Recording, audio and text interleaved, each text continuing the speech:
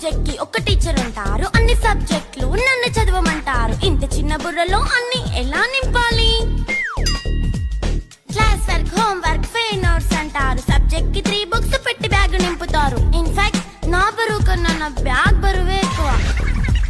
క్వశ్చన్లు, ఆన్సర్లు, సర్ప్రైజ్ టెస్టులు తమ్మి దాటుకొని మళ్ళీ స్కూల్ వ్యాన్ ఎక్కేసి అమ్మయ్య ఇక ఇంటికి వచ్చేసామనుకుంటే మార్క్స్ తక్కువ వస్తే చెయ్యాలి అసైన్మెంట్. రిపోర్ట్ కార్డ్ చూపిస్తే ఇంట్లో ఉన్న పనిష్మెంట్. హోమ్ వర్క్ చేయమంటూ మమ్మీ చంపుతుంటుంది. ట్యూషన్ టైం అయిందని డాడీ తరుముతుంటాడు. డాన్స్ క్లాస్ కి వెళ్ళమని తాతయ్య తిడతాడు. స్నాక్స్ తిని వెళ్ళమని నాన్నమ్మ ఆపుతుంది. ఇక అన్నీ అయిపోయాక కాసేపు టీవీ చూద్దామంటే మమ్మీ ఎంట్రీ ఇచ్చింది. బెడ్ ఎక్కమంది. చిన్న నాప్ తీసేలోపు తెల్లారిపోయింది.